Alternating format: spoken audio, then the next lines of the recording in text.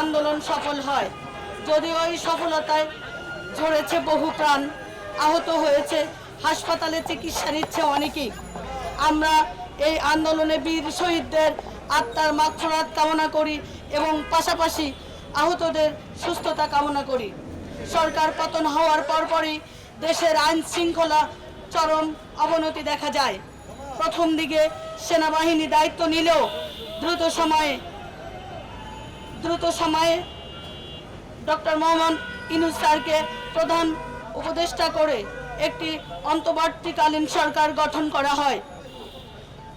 আমরা সহ সমগ্র দেশবাসী অতি আনন্দিত ও আশাবাদী।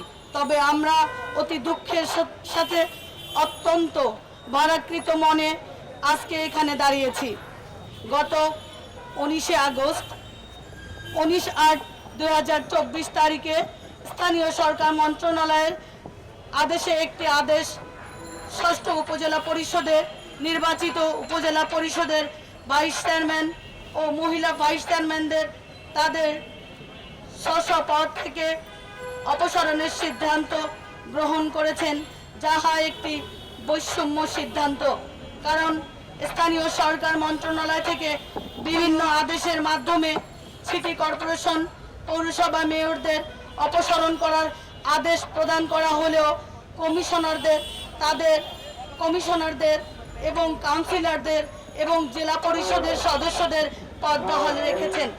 তেমনিভাবে জেলা পরিষদের চেয়ারম্যানকে অপসারণ করলেও জেলা পরিষদের সদস্যদের পদটি বহাল করেছেন।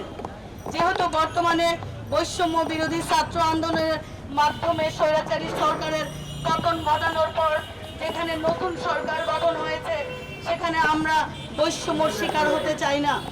বৈষম্যর শিকার হতে পরিত্রাণ চাই, কারণ বৈষম্য নিবাসন মাঠে প্রধান দেশ সংস্কারের জন্য যেমন ছাত্র জনতা কাজ করেছে, তেমনি আমরা ভাইস চেয়ারম্যানগণ এই বৈষম্য থেকে আমরা মুক্তি পেয়ে উপজেলা পর্যায়ে যে প্রশাসক নিয়োগ হয়েছে, প্রশাসকের সঙ্গে কাজ করতে চাই।